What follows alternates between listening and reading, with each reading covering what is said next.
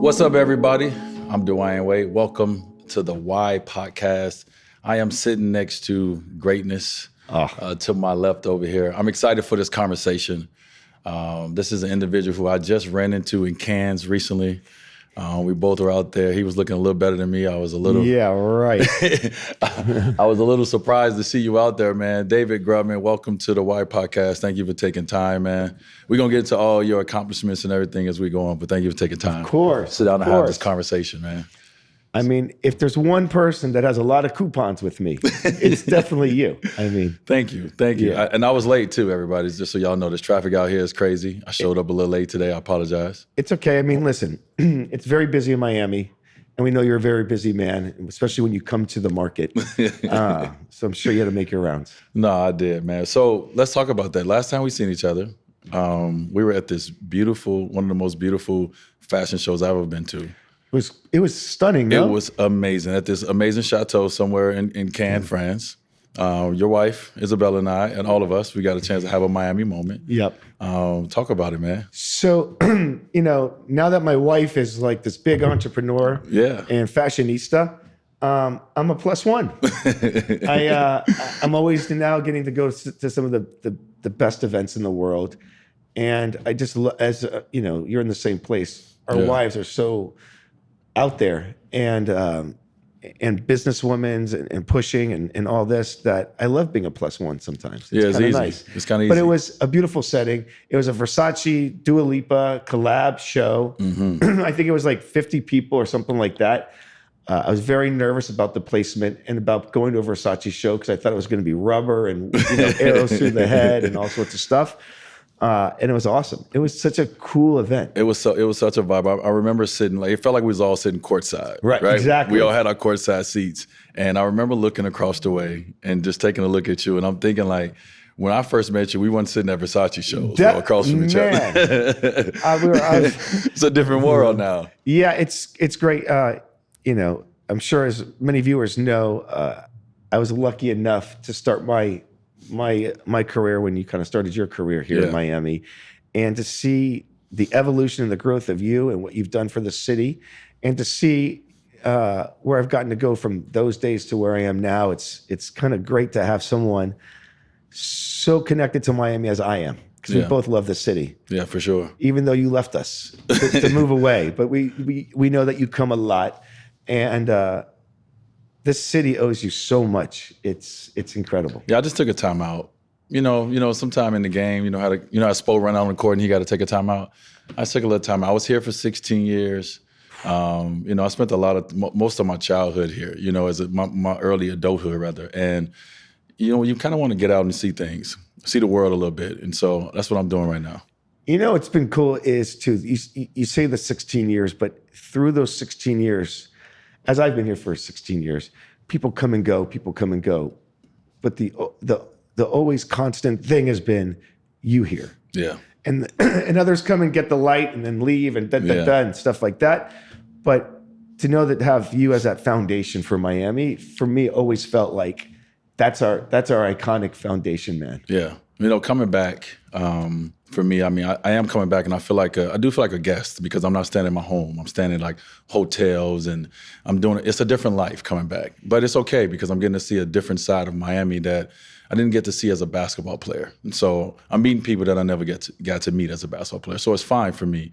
But every time I come back, it's something new, something I haven't seen, something I haven't heard. Right. And every time I come back, David Grutman's name is a part of it. How are you doing all this? Are you getting any sleep? Like, what's going on? So, yeah, sleep is, and I started a family and stuff like that too. In the middle of it? Yeah, in the middle of it. And now I'm taking Miami to other markets, right? Mm-hmm. We just opened Komodo in Dallas, and we're going to open a couple more places there. And next week, I open Poppy State, Komodo, LIV, and LIV Beach at the Fontainebleau in Las Vegas. Wow. So, and I've been fighting Las Vegas for so long, but this opportunity was too big for me to not do. And I think it's so cool to see Miami brands be able to grow in other markets. Mm-hmm. How do you do that? Like, some people who are in the industry you're in one of the industries when it comes to the restaurant industry, right. they gotta taste the steak every night. They want to make sure that everything is exactly, how they want it. And so it's hard for them to expand and hard for them to grow because they can't keep eyes on it.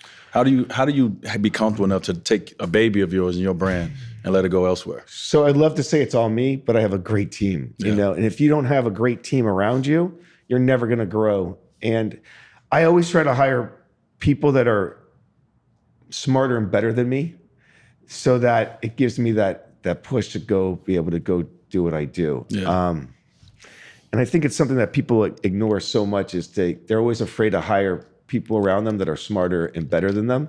And it's been the key to my success. I have some of the best people. Yeah. Well, listen, I definitely, let's not forget something. You and I aren't in these chairs because we don't have ego. That's for sure. That being said, it's also partnering with great people as well. I partnered with Poppy, David Einhorn on Poppy Steak and the Fontainebleau in Las Vegas, and Bad Bunny at Gecko, and Pharrell, as you know, at Swan and the Good Time. So finding great partners is also good, and doing things that you do together that you love. Noah Tepperberg from Tao Group and I just opened a new restaurant here called Casa Donna. And it's doing so well, but I know one of the reasons why it's doing so well is because it's done with love. Mm-hmm. And when you do things for the love of something, it's good. Anytime I failed miserably, it's when I was trying to be spiteful. I tried to open a spite club when, as we started, I ran the Opium Group, which at that time was Mansion and Opium Garden and Privé and all that. Oh, good times. Yeah. We had some really great moments there. And they wouldn't make me a partner. So then when I was able to be a partner in a club, which is Cameo, everything Shout I out did. to Cameo. I had some good nights at Cameo. Yeah, listen, still me. But everything I did was try to be spiteful and show them you should have made me a partner and blah, blah, blah. Yeah. And I failed so miserably that they ended up buying the club from me because I was such a failure at it, because everything I did was to show them. So again, if your ethics, your beliefs, your systems aren't lined up correctly, you're going to fail. So you can feel it, right? Like from the outside, you can feel if something is if it's love put into it or if it's a quick buck. Right. And if it's to get even at somebody or not in the right place, but because Casa Donna is done with such love between him and I, we have such a great relationship. Yeah. It's overachieving more than I could ever imagine. That's one of the questions I actually asked you. I seen you at F1 2 years ago. Right. And even though, you're a big player here, it's a lot of players that's coming in, right? Yeah. It's coming in from New York and all out of the state. And I said, how is the competition, right? Like, how is it with all these people coming in? You at the same events with them? Like, is it friendly? Is it, is it a little jockeying? It's French stir. It's, at the end of the day, you need that competition to push you, right? If there was no competition, it would just get boring, man. But it's a great rivalry we all have with each other. Yeah. And when a new guy comes in, the other guys that just had come into the market for you go, I hope you give them as warm of a welcome as you gave me, Dave, when you came to the market. It's funny because, another restaurant group just opened a place next to me in Miami. Yeah. And they've been so respectful and so not trying to hire my team, not doing this, not doing that. And the other guys from New York said to me, are you going to kill these guys? And I go, no, because they've been so respectful now and they've been so good to me throughout the years and we have such great relationships with each other. But yet, if someone opens a coffee shop around the corner for me, I want to burn it down, right? So it's been me getting a little bit older and wiser. And really, listen, I care about, as you know, relationships more than anybody. Yeah. And seeing that now when a new place opens, that people will go there for a moment and then come right back to you is a great feeling. I mean, I still mother F them all the way till the end. And I never want my friends to feel like it's okay to go to other people's places other than mine. I always want them to think for a second, oh, maybe I shouldn't go there. I feel like I'm doing something wrong. Jewish guilt is something very, very strong. Listen, when I come to town, it's not, I have relationships that, some that before I met you and some after.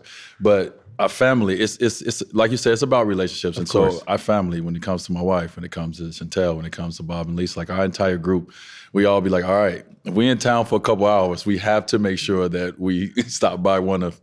And so it's like a guilt thing. If we don't, though, I feel away. I actually do. I can't lie to you. I know. So that guilt is good.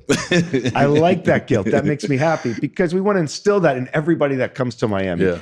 And by being a key holder of Miami, or one of them, I really want, when you come to Miami, I really want you to have that. I want to have that touching point for you at one of my places. I'm glad you said that. I got to get something off my chest. And I'm just jumping around here. But being a key holder here in Miami, I have been very proud of what you've built and what you've done. You. But it was one moment I haven't been proud of. Okay.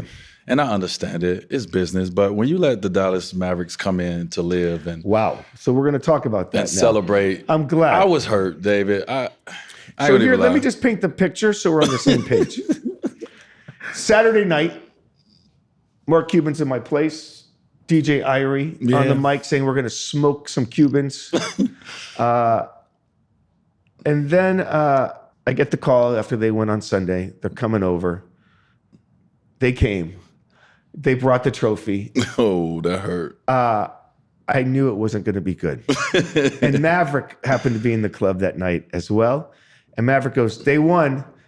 They deserve it. I took a lot of heat, literally, in the press for a few years. We were but hot. you know what was so great was the next year when you guys did win the championship and you did bring it back to LIV. Yes, we did. And then the year after that, moment. And the year after that, same thing again. Brought it. So I was there for you guys. But yes, I understand. And getting that call hurt. Getting that call hurt my feelings. Yeah. At the time. Now the next year, first of all, you comped everything. We had a great night on you. Appreciate that. Thank you. Of course. Thank you for that. And we did come back, after that because we're always pissed. It's because we lost. It had nothing to do with you. But we was mad at ourselves. I understand, but you know what's so great? I love telling the story about that championship party with the Miami Heat the next year. You can't reach out when you guys are up and stuff. I can't reach out. I was reaching out to Maverick, everybody. Mm-hmm. Are you guys gonna do? They go. We don't want to jinx it. Yeah. So you just have. It goes back to relationships. You just have to hope that all those years of taking care of you guys would pay off, and that you guys would bring the championship back to your stomping grounds. And listen, there was invites going out for all the other clubs and places. After party, and I'm like, oh no, did somebody get to somebody and and then when you guys roll up, you brought the whole thing. And then the following year, the repeat, same thing. Well, it's all love, you know what it is. But I just had to bring it up. Yeah, by the way, okay, I'm glad we got it off the chest. We got it out the way in a nice, cool time. I didn't bring it to you a decade ago. No, a few people did. They did? People, yeah. But we love the Miami Heat. By the way, it's tough going to a Heat game now after those amazing years and being part of that moment. Yeah. It just, and it's great. We're definitely having a great moment and stuff like that. But that time in my life, like getting those floor seats, being there on the thing, the hype, the buzz, the craziness. Does that drive, how is that when it comes to business? Like when we were in our big three phase and people are coming from all over the place to come and watch us. How is that? Does that drive business all over or just the popular restaurants? Well, listen, you know what it drives business to is you have so many playoff games because of you guys, right? And then you have the finals and you have this and you have the hype and the buzz. I think it just shines a great light on Miami. And, an extended basketball season is great when you have restaurants right around the arena. Yeah. So that was great. I mean, the only thing I think has come close to that is this whole Messi in Miami thing. Yes. The hype and the buzz of celebrities and everybody just wanting to be able to go to a game or see this guy. Mm-hmm. It's incredible, man. Mm-hmm. I mean, even kids, right? Like, soccer here, it obviously hasn't been something that we've seen, but you got kids that now are growing up dreaming like, oh, I can be Messi. I want to play soccer. That's never thought about playing soccer before, so it's incredible. They don't even know. They know Messi. Right. That's all they know. They don't know soccer. The whole thing. They don't know David Beckham. Like, what? Yeah. Have you watched David's doc yet? I got a chance to hear from. I haven't watched it yet. I got a chance to hear from a lot of people that I need to. it's incredible, and it's wow. Yeah. And what they've done for this city too. You know, Beckham is a big thing, but Beckham and Messi and the whole 1-2 punch, again, has brought so much light to Miami. Yeah. It reminds me of the big three. Yeah, that energy and that aura that comes with a Messi and that comes with a Beckham is similar to LeBron or Shaq and, myself. Man, I remember this, going from the Shaq days to the big 3 days, it was just like, wow. And the constant thing was you. Thank you. I appreciate that. I'm glad you said that. Let's talk about fashion for a second. Listen, we gonna talk about fashion. Let's go. So, I don't do many podcasts, but when I do a podcast, I'll wear a black t-shirt or a long, it doesn't matter. But when I heard I was doing your podcast, you fucked me up, man. I had to be in the closet for I had to bring my, guys, I don't want to wear a print because it might be but I can't wear just a black t-shirt because we've both raised our fashion. You went with fuchsia. You went with fuchsia. Listen, it's a risky, chancy move. I understand. No, it looks good though. It's art But because I'm tan from Thanksgiving, I felt like it was a safe call.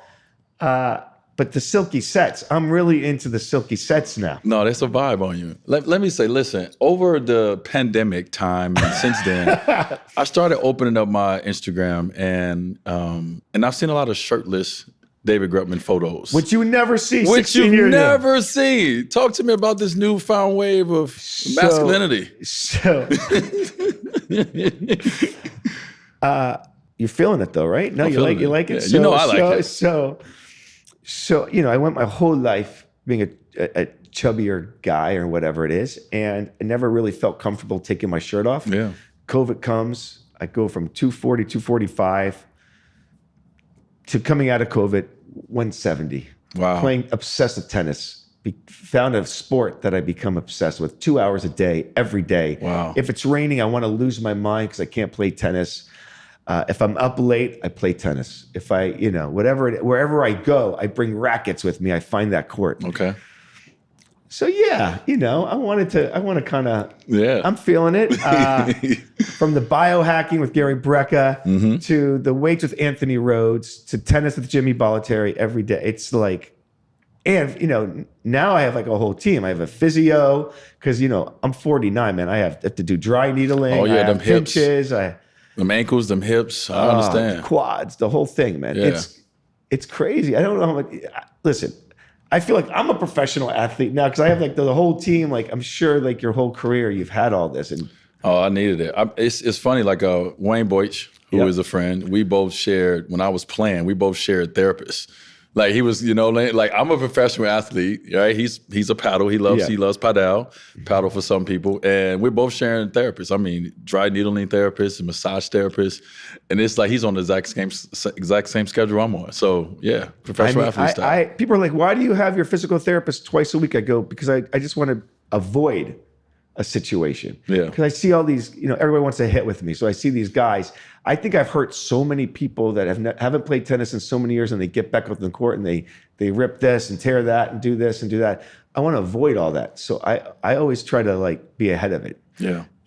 It's funny to see like so many guys getting back into tennis and stuff. I love it. It's the best. This is the time right now for like alternative sports, right? Like this, like even in tennis, you got pickle, you got padel. We don't talk about the pickle. Well, I'm just, it's craves all over the place.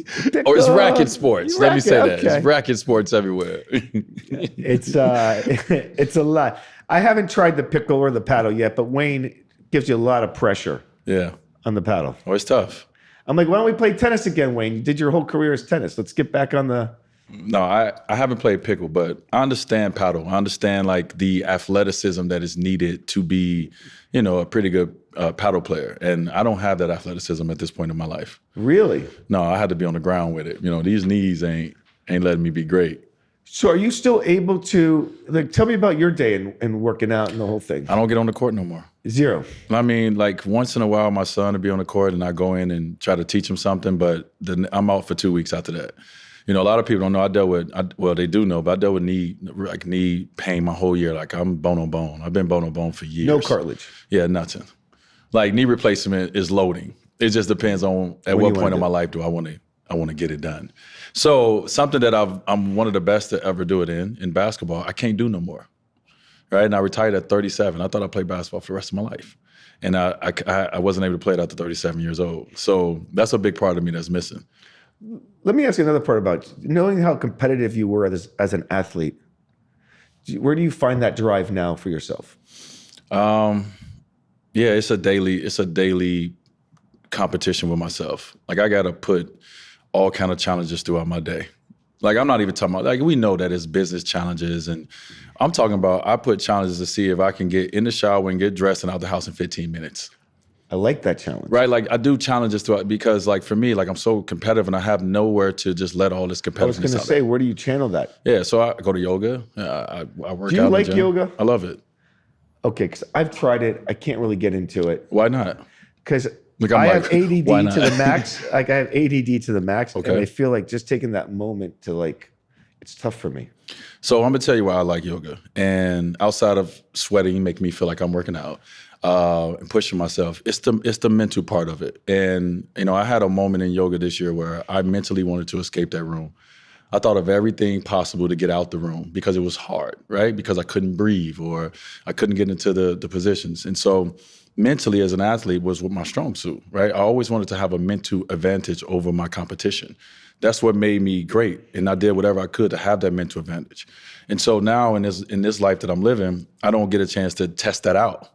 And so yoga allows me to test out that mental like strain that I go through when I'm in it. I want to escape sometime because it's too hard. So David, I left out something when it came to LIV, the celebration against Dallas. I wasn't just mad at you. I was mad at everybody. I remember after we lost, I remember getting in my car, just driving. I drove somewhere where I didn't even have navigation in my car, so I didn't know how to get back. I just drove real far. But in the middle of that, I started like getting like messages about what was going on at LIV, right? People was like snitching. And so I started calling people on my team and trying to see if they were having a good time because I wasn't, and I didn't want anyone to have one. And so I would call people to see if they were at LIV. I'm like, are you at LIV right now? They're like, no, I'm not at LIV. Are you at LIV? I was ready to fire people for no reason, just if they were celebrating at LIV. So it wasn't just you I was angry at. It was anybody and everybody. Yeah. I remember being behind the DJ booth, and Cedric Gervais, Miami DJ, was like, this is not going to be good, man. This is not good. And I'm like, yeah. I knew I was in a lot of trouble. But I felt like they won the championship fair and square, unfortunately. They brought the trophy. They, I don't know how I could make it better for myself, man. I'm going to be honest with you. I could come up with anything. I see you going through it right now in your mind. I'm like, man. Don't worry about it. It's okay. We made up. Okay. It's all right. I want to get to what, something that we all enjoy is hospitality. Yes. We all love it, right? But one of the hardest things to do is to be of service, right? Yeah. To people. How do you do it? So for me, what drives me is I love seeing that look on someone's face when you give them an experience or you blow them away to a point where you know that they actually felt it and it's going to stick with them. And I go throughout my day constantly trying to blow people away. And it's exhausting and it's straining and stuff like that. But for me, it's a love I have. I really love the details. I care about the details. Listen, you've been out to dinner with me. You know it's not a great, fun experience because I'm looking at the table, I'm looking at the light, what's going on with the music. I'm going to the DJ up and down like this. Oh my God, what's this guy playing? This is crazy. But I care about the experience that I'm delivering for you. Yeah. And it's constant. But I love serving. And I love not just serving in my places. I love when you do something for somebody that can't do anything for you. I love that feeling you get. And it's what drives me. Where did it come from? Is that just innate? Is it just in you, or is it something you've seen growing up? Listen, if we really want to get deep into it, I'm an only child.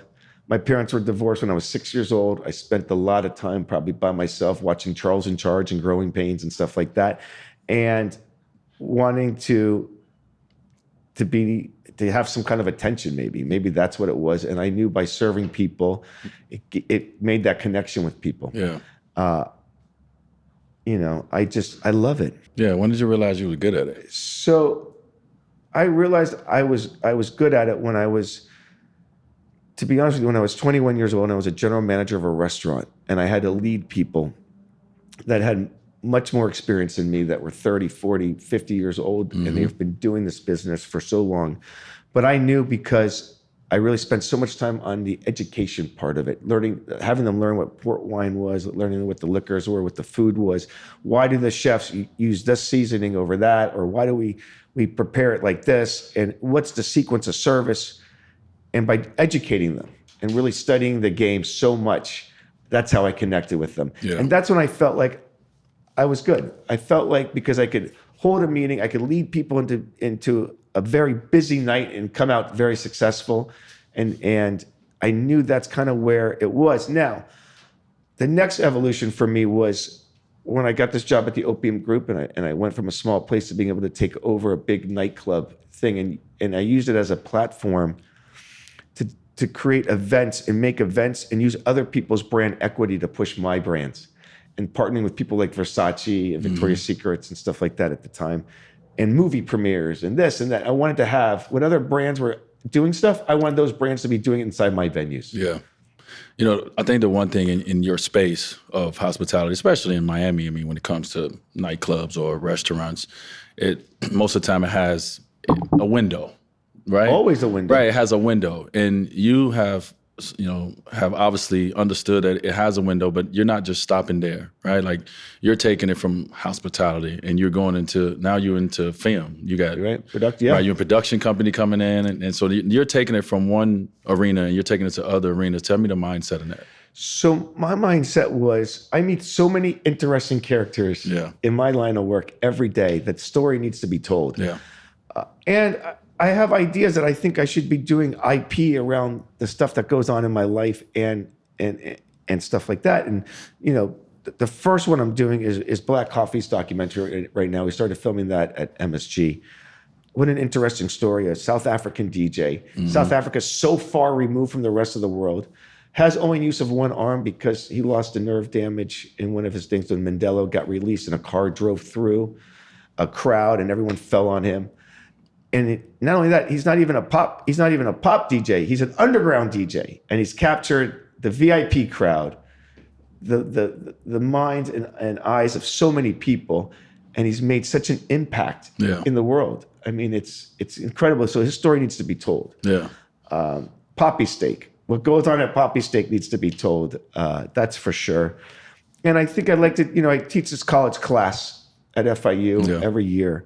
And I think there should be something around that. I love that. So I think one of the things that's interesting to me is you obviously have a lot of relationships that are celebrity relationships that everyone sees. But I think the one thing that I appreciate about you is you treat those same celebrity relationships with just a regular customer that comes in, of course, on a Tuesday night the same way. I mean, that shows a lot about your character. But how do you create that experience, right? What goes into the thought process of creating the experience, knowing that you might have, one of the top celebrities coming in versus you just have someone who come in, this may be the only time to Komodo. What goes into that thought? I think the main thing is, if you just try for celebrities, it's always about safety and making sure that they know they could just be themselves and not have to worry about getting, bad press or this or people doing different things. And, listen, when you go places, you want to just know that you're safe in that place and you could just be yourself. Yep. I think if people could just be their self and have that time when they're sharing a meal with somebody or a club experience with some of their friends and know they don't have to worry about anything, I think that's the best part. I think also I treat everybody at the table the same, not just hyper-focused on the celebrity or the whatever, but everyone at that table has such an interesting story. And for me, I love hearing people's stories, right? Where did you come from? How are you like this? What did you do? What do you do? I want to know it all. Yeah. And I think that kind of engagement and conversation connects. Yeah, my wife and I was at Komodo, and you came and took over our whole dinner.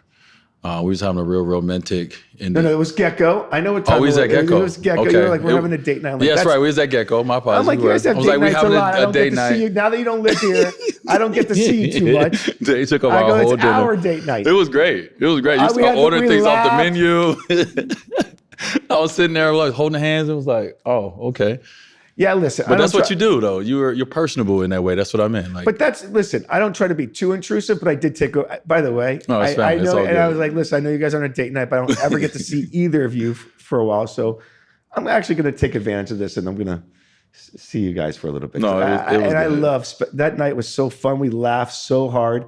We spent so much great time together at Gecko, and listen. For me, I'm just so proud to show you what I've done because from where I started to where I am now. And there's certain people where I love to gloat, but for you, I love to just show you, like, man, I really want you to taste this. Like, it's just not an environment place. It's great food. I want you to taste the food. I want you to experience everything. And you know how much I love your wife. Yeah. She's been with me from the beginning as well. Like, even when she lived in LA, she would support me in all my big events and do everything with me. And to see her grow has been amazing. Yeah, it was great. I'm just giving you a hard time, but that's your special sauce, though. Your ability to be able to do that, right? To be able to take over in that space, but leave us with great moments and great conversations along the way. I love that. It was pretty cool. You have all these different places, right? These different restaurants versus hotels, etc. But a lot of them pretty much, they kind of do the same things, but they don't feel the same. How do you accomplish that? So I hope to put my DNA into everything. And my DNA is great environment. I want you to have great music, great food. Everything's going to come to the table in shareable plates for everyone to be part of it. Mm-hmm. And of course, the design, the cuisine might change, but that love and that wanting to create energy at the table or an experience for people is not going to change. Mm-hmm. And that's the common denominator with all my places. Yeah. Being a father now, right? When you first started this journey, you were single and you weren't a father and you could do what you want. Now you have 2 kids. You have a wife, a beautiful wife, and also a very busy wife. How do you show up in all the ways? How do you show up as, I don't know what the title is, but let's say the CEO of Goot Hospitality versus showing up as dad and showing up as husband. How do you show up in all the ways? I think I only show up one way, man, to be honest with you. Like, I look at my business as my family and I look at my family as my family, right? So my wife is, and it's tough because, I have a 4-year-old and a 6-year-old. My wife, the one thing is you got to be present. They're like, you don't have as much time with your family as possible, but so when you do have it, and listen, it's not easy to be present. I have to work at being present because there's a lot of weirdness going on in this head, right? Yeah. And like thinking about stuff and like that. And my wife is like, don't worry about how long you spend with them. Worry about how you spend it with them. Mm-hmm. And when you're with them, that you're with them and that you care. And having 2 girls changes a lot too, because, I'm learning so much from my daughters now and having real conversations with them. And I love it. It's like when they go, I love you, Papa, and they give you a kiss. It's nothing better. It's kind of like explaining to someone that doesn't have kids. People ask me all the time, what is it like having kids? And I'm like, it's like explaining to somebody that's colorblind what color is. I can't do it unless you experience it. And as you know, I mean, listen, you have older kids now, so that experience must be so cool. Oh, it's so different. My son's 21 years old. My oldest son is 21, and so the conversations that we have, the parenting that I have to do now at an older age is way more than I ever thought. You think what they tell you is when they get 18, they go off to college, you're done. Done. That is a lie that's been told to us repeatedly. It's a whole new level of parenting that has to start, especially, when you have these young men who are told that at 21 they're supposed to figure it out. They gotta be on their own. They gotta know what they want, and they take that burden. Especially now, for my son, he has a burden that he takes, and so I'm looking at him and I'm like, man, you got your whole life in front of you, but to him, he got to do it right now. And so, that's when you got to step in from a whole different standpoint and place as a parent. So it's tough. And I think it's going to be tough for our kids more than anything, right? Because we've set such a public standard out there, right? Yeah. That people know and that they feel are going to have to live up to this and live up to that. And I just want to help push as much as possible, but I just want to be there to hug and hold. And but if, my kids come home and someone bullied them or something like that, I'm going to light the whole place on fire. That's a fact. How do you deal with that? How do you deal with, your kids growing up in, the life of luxury that you didn't grow up in? How do you deal with trying to either shield them from it or expose them to it? Or so it's a great question, especially in my line of business, because I've met so many entitled kids, and I hate entitled kids. And I've met kids that come from very wealthy and successful family backgrounds and are nice. And I ask a lot of questions. Why is your kid like this? And why is this kid like that? Yeah. And I could kind of sum it up to this is, I have a great wife that will not allow that to happen. And let me tell you why.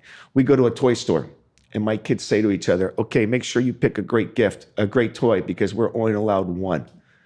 And I'm looking at them like, one? You only can get one? Yeah, mommy only lets us get one toy each.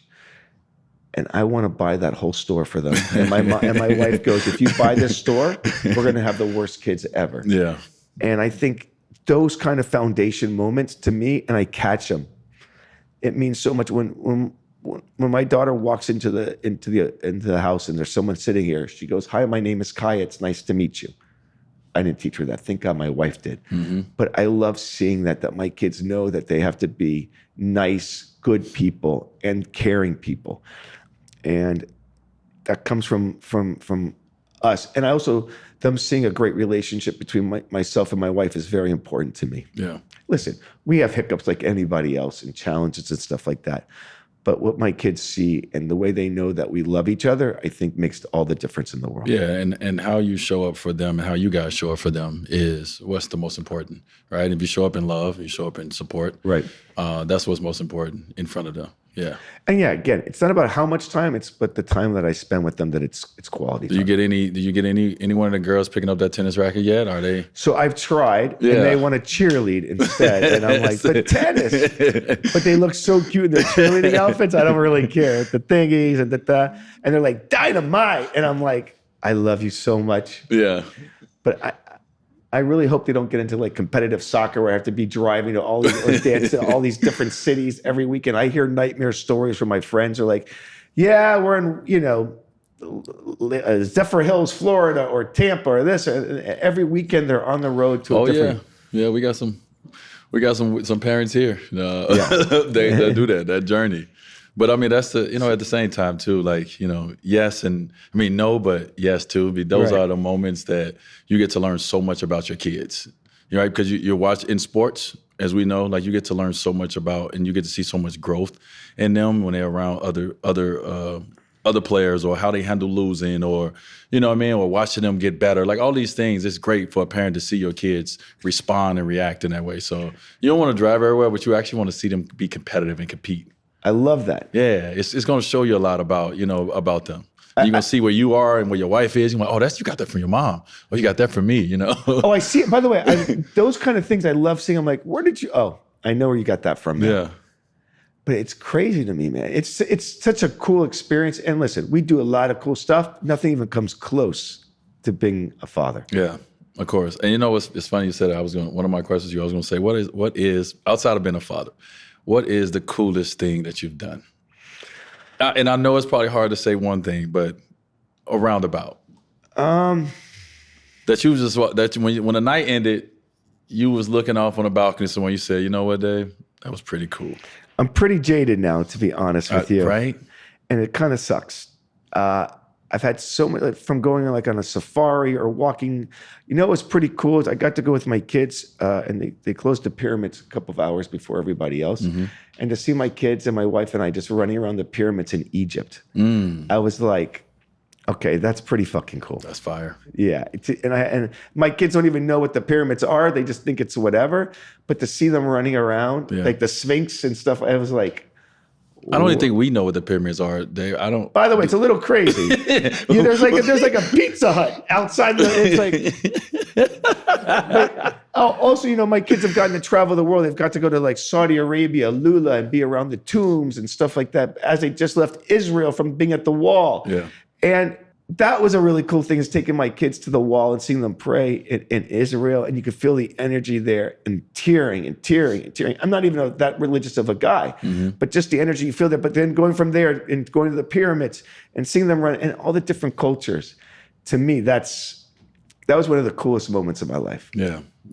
My family, we went over. My son actually was playing in Egypt. He's playing basketball this past summer with an African team in Cape Town, and they were playing in Egypt. So we got a chance to go watch him, but we also got a chance to go get our own experience. Never ridden on a camel before. First time riding on a camel. I don't really love the camel riding, to be honest. It was the hydraulics for me. It was the way that they lift me down, and I thought it was the coolest thing ever. Like being up there, it's like, get down. You're like, how am I going? I was like, that was fire.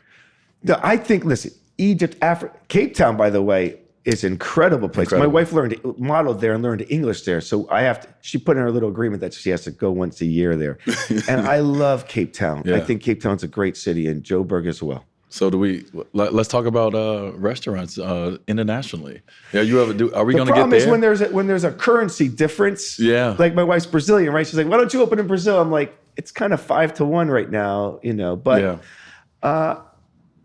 but listen, we're looking to do international, that's for sure. I'm inspired by so many places in the in Saudi, UAE, Europe, London. I would love to be in London. So who knows? I mean, I'm trying. Yeah, I just came back from the UAE. I see. What's your favorite place over there?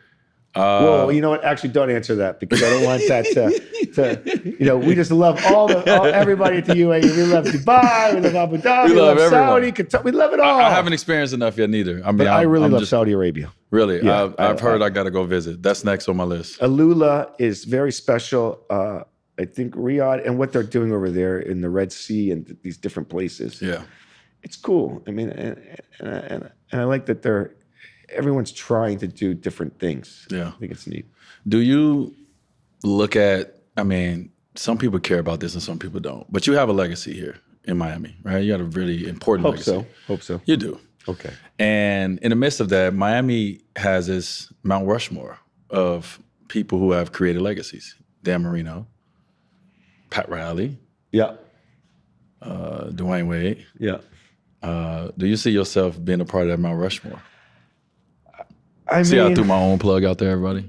Plug yourself, by the way, everybody. You're not wrong. Plug yourself. You're not wrong. So, listen, if I just go by what people say to me, like thanking me for the experiences I've created for them in the city, I would hope that when I'm said and done, that I've impacted the city enough to be on there. But the city's done so much for me. It's given me such a platform to do what I do, and to celebrate what I do. The city shows up for me, which I can't think enough. And it's given me the ability to do things emotionally for myself, like teaching the college class at FIU and stuff like that, which was the most challenging thing in my life. Which I'm going to go on my 4th year. Every year I tell my team, don't worry, we don't have to do it again. We're done. And then I give them that call. I said, we're going to go back to FIU and do the David Grutman experience again. They're like, we always know that you were going to do it again every year. We know that you lie to us. What does that do? Why do you continue to do that? What does that do for you? It's the most rewarding thing for me to be able to teach people, not just about hospitality stuff, but more about entrepreneurship. For me, I love entrepreneurship. And even if you're working for somebody, you have to come into that job like it's your place, like you own the company or you own that place, because that's what makes you successful. I know those little things is what drove me. I always thought, when I was just a regular manager, that was my restaurant, that was my nightclub. That's what drove me to being where I am today. And if I could help instill that into the youth today, I think it's kind of cool. So from 21 years old, been in bartending, to now you sit here, you're 49 years old, and you've accomplished everything that you've accomplished, not only here, but now it's going to other places.